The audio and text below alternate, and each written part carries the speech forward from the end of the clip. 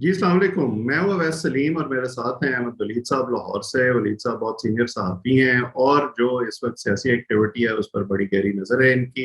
तो मैंने सोचा कि ये जो ज़िमनी इंतखाबात हो रहे हैं उन पर इनसे बात करनी चाहिए कि ये किस माहौल में हो रहे हैं। क्योंकि हमजा शहबाज मुंतखब हुए वजीर आला, उसके बाद 20 के करीब अरकान जो हैं पीटीआई के मुनहरफ हो गए, केस अदालत में गया, वो नाअहल हुए। उसके बाद अब जो है वो ये फैसला हुआ है कि ज़मीनी इंतखाबात के बाद वज़ीर आला का इंतखाब दोबारा होगा, यानी जो पॉलिटिकल कैपिटल है पाकिस्तान का उसका मुस्तकबिल इन ज़मीनी इंतखाबात पर मुनहसर है। तो वलीद साहब, आपका बहुत शुक्रिया वक्त देने के लिए। आप देख रहे हैं, आपने ये सारा कवर भी किया है, करीब से देखा भी है, लोगों से बात भी होती है आपकी। आपको क्या लग रहा है इस वक्त इन ज़मीनी इंतखाबात में? तहरीक इंसाफ वाले तो ये दावा कर रहे हैं कि जी हम अगर 20 की 20 नहीं तो बीच में से 17-18 सीटें तो जरूर जीत जाएंगे। आप ग्राउंड पर क्या देख रहे हैं?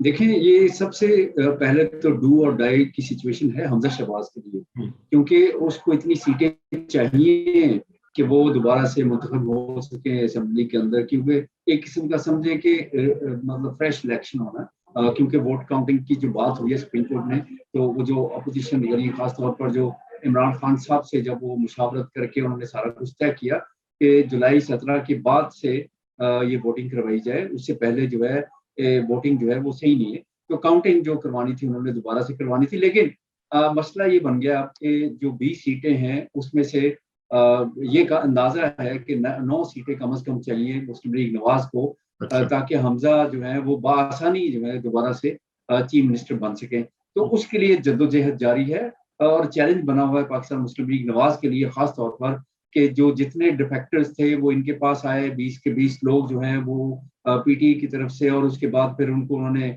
सीटें भी दी और फिर अब इलेक्शन हो रहे हैं। और खास तौर पर मुस्लिम लीग के जो बड़ा चैलेंज वो ये है कि हर हल्के में उनका अपना एक कैंडिडेट था पहले से, जो उनको चैलेंज कर रहा है, जो उनके लिए मसाइल भी खड़े कर रहा है। जो मसाइल अभी तो क्लेम कर रही है नून लीग कि हमने वो मसाइल हल कर लिए, उनको हम किसी न किसी सूरत में अकोमोडेट करेंगे, और कुछ वादे भी किए हैं। उनके जो अपने पुराने कैंडिडेट्स थे, कुछ नाराज भी थे लाहौर में भी, खास तौर पर एक दो हल्के में, तो वहां भी उन्होंने कहा कि जी हमने बातचीत कर ली है। बल्कि यहाँ तक हुआ कि मरियम ने उनको वार्निंग भी दी है कि आप ऐसा हरगिज ना करें, अपने कैंडिडेट को जितवाएं, क्योंकि ये अब हमारा कैंडिडेट है और बाद में हम आप लोगों को अकोमोडेट कर देंगे। तो ये बड़ा चैलेंज तो हो गया मुस्लिम लीग नवाज का। और इसके साथ साथ पीटीआई को भी बहुत बड़े चैलेंजेस का सामना है। उनके 20 के 20 लोग जो हैं वो नए कैंडिडेट्स उनको वहां पे उन्होंने मिले हैं, और नए कैंडिडेट्स को फिर आपको पता है कि तहरीक इंसाफ जो है वैसे तो जलसे बहुत बड़े बड़े करती है, लेकिन जब इलेक्शन डे आता है तो उसको मैनेज नहीं कर पाती। जो मोहल्ला लेवल की सियासत है उस पे वो अच्छी तरह से उसका कंट्रोल नहीं है। लेकिन उसके बरक्स मुस्लिम लीग नवाज को देखें तो वो उनको बड़े एक्सपीरियंस्ड हैं, उन्हें पता है कि हर एक कॉन्स्टिट्यूंसी में, खास तौर पे जो छोटी कॉन्स्टिट्यूंसीज होती हैं उसमें किस तरह से लोगों को उन्होंने एंटाइस करना है, किस तरह से कन्विंस करना है। मोहल्ला लेवल की सियासत, वोट काउंटिंग, मैनेजमेंट, वोटर्स को बाहर निकालना, ये सारे काम जो हैं वो उनको आते हैं। इसके बावजूद चैलेंज उनके लिए फिर भी है कि ये इलेक्शन जीतना, क्योंकि इस टाइम पे इमरान खान जो है वो काफी अपना सपोर्ट हासिल कर चुके हैं जब से उनको हुकूमत से बाहर निकाला गया है। तो उन्होंने जो नैरेटिव अपनाया है वो नैरेटिव काफी बिक रहा है उनका। और नैरेटिव के सिलसिले में जो ऐसा वोटर जो 3.5 साल की कारकर्दगी, खास तौर पर पंजाब में उस्मान बुज़दार जो चीफ मिनिस्टर रहे, तो उसमें उनकी अपनी पार्टी समेत लोग भी खुश नहीं थे कि ये किस शख्स को चीफ मिनिस्टर लगाया। इससे पहले शहबाज शरीफ था चीफ मिनिस्टर, तो उसका काउंटर करने के लिए उस्मान बुज़दार किसी सूरत में किसी को कबूल नहीं था। तो ये एक जो इनकम्बेंसी फैक्टर जो तहरीक इंसाफ का रहा है वो ये है। लेकिन जो इनकम्बेंसी फैक्टर इस वक्त पाकिस्तान मुस्लिम लीग नवाज का है वो बहुत बड़ा चैलेंज है महंगाई का, कि पेट्रोल जो है प्राइसेस बहुत हाई चली गई। लोग एक्सपेक्ट कर रहे थे कि शायद नवाज लीग हुकूमत आएगी तो ये अवाम को रिलीफ देगी, लेकिन वो जो टफ डिसीजंस आते हैं उनको लेना पड़े, और उसके नतीजे जो है वो इन इलेक्शन में जरूर नजर आएंगे। तो इसका मतलब है कि दोनों तरफ से बड़ा सख्त कंपटीशन चल रहा है। कुछ एडवांटेजेस जो नून लीग को हैं, कुछ एडवांटेजेस जो हैं वो तहरीक इंसाफ को हैं। पंजाब की हुकूमत का एडवांटेज जो है वो नवाज लीग को है कि वो मैनेज कर पाएंगे, चाहे कि इलेक्शन कमीशन ने बड़ी कड़ी नजर रखी हुई है हर हल्के के ऊपर कि कोई हुकूमत जो है उनको बेनिफिट ना दे सके। जैसे एक बेनिफिट उन्होंने अनाउंस किया कि जी 100 यूनिट तक की बिजली जो है मुफ्त देंगे, तो उसको इलेक्शन कमीशन ने रोक दिया, लेकिन उसका इम्पैक्ट चला गया।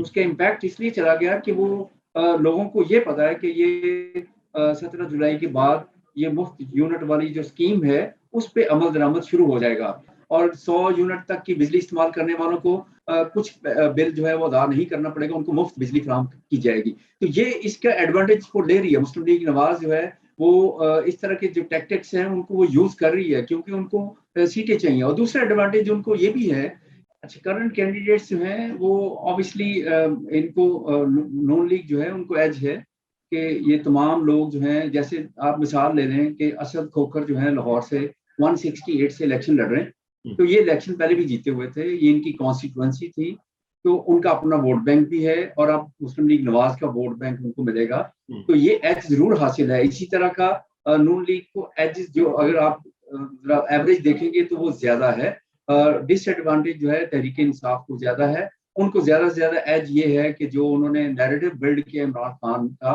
उसके ऊपर सारा रिलाई कर रहे हैं, डिपेंडेंट है कि वो किस तरह से वोट की सूरत में उनके सामने आता है। तो ये एक बड़ा क्वेश्चन होगा तहरीक इंसाफ के लिए। एक तो ये कि वो लोग जो हैं उनके कैंडिडेट्स उस तरह से एक्टिव नहीं होते जिस तरह से नून लीग के लोग होते हैं, और कैंडिडेट्स इनके जीते हुए हैं, ये उनको एज है, और उनके नए कैंडिडेट्स हैं ये अब।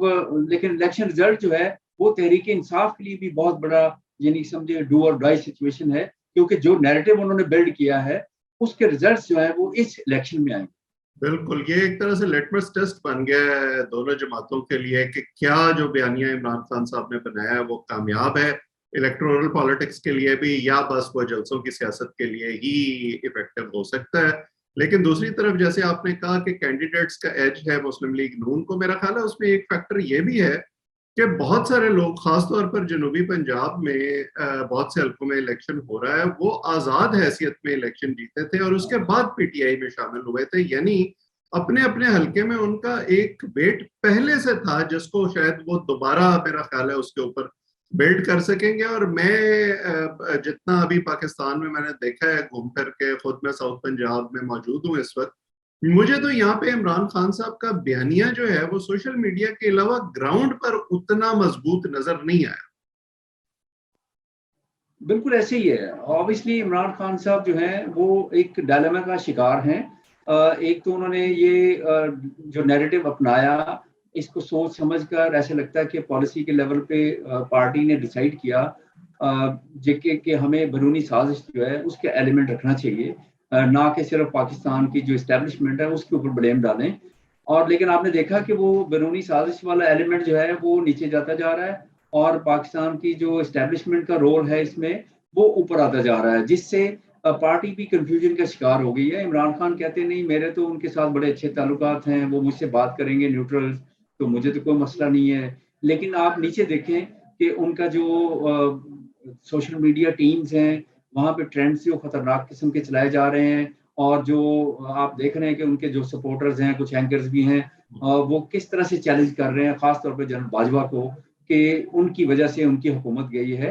तो ये यानी कि समझे कि वो कंफ्यूजन जो है वो अभी एग्जिस्ट कर रही है, यानी कि इमरान खान ने एक दरवाज़ा थोड़ा सा ओपन रखा हुआ है कि शायद हमें आवाज़ आए कि दोबारा से कि आए आपसे बात करें, तो उसके उम्मीद से वो चल रहे हैं। और उम्मीद आपने देखा होगा कि बैरूनी साजिश से पहले ही उम्मीद वो लगा कर बैठे हुए थे। जब से बैरूनी साजिश का भी उन्होंने नैरेटिव दिया उसके बाद उनकी उम्मीद थी कि शायद जल्द कोई उनसे बातचीत होगी। लेकिन अभी जो रिसेंटली उन्होंने लाहौर में भी टॉक की है कुछ जर्नलिस्टों से, तो उसमें भी ये साफ नजर आ रहा है कि अभी कोई ऐसा उन दरवाजे पे नॉक नहीं हुआ, ना ही उनको कोई ऐसा मैसेज आया कि उनसे उनके साथ बातचीत हो रही है। दूसरी तरफ आप देखें कि स्कैंडल जो है वो सामने आई जा रहे हैं, यानी कि इमरान खान के जिनके ऊपर रिलाय कर रहे थे जैसे जावेद इकबाल, उनका स्कैंडल आ गया, फिर बुशरा बीबी और फराह गोगी उनके स्कैंडल आ रहे हैं, तो कुछ ऑडियो कॉल्स आ रही हैं, यानी इस तरह की चीजें जो है वो वन बाय वन समझे कि तहरीक इंसाफ के उस नैरेटिव को हिट करने के लिए वो मार्केट में आती जा रही हैं। जो कि बड़ी सम है तहरीक इंसाफ के लिए। बिल्कुल। तो अब आप मुझे ये बताएं कि इलेक्शन के बाद का जो सिनेरियो है, अब आपको लगता है कि 9 या 10 सीटें अगर चाहिए मुस्लिम लीग नून को, तो वो तो ऐसे लग रहा है कि तकरीबन 12, 13, 14 का हिसाब लगा के बैठे हुए हैं कि इतनी सीटें तो हम जरूर जीत जाएंगे। और बड़ी ग्रिप है हमजा शहबाज की अपनी, जो पंजाब की तंजीम है उस पर भी, टिकटों के बांटने पर भी, और जिस तरह वो इलेक्शन लड़ते रहे हैं उसमें भी। तो आपको लगता है कि उनको एज होगा और कोई इतना बड़ा मसला शायद ना हो, वो मतलूबा तादाद में सीटें ले लें? कि वो बड़े कॉन्फिडेंट हैं, वो समझते हैं कि हम ये मतलूबा तादाद जो है नंबर हम पूरा कर लेंगे और बड़ी आसानी, यानी कि वो चीफ मिनिस्टर के ओहदे पर दोबारा से इलेक्ट हो जाएंगे।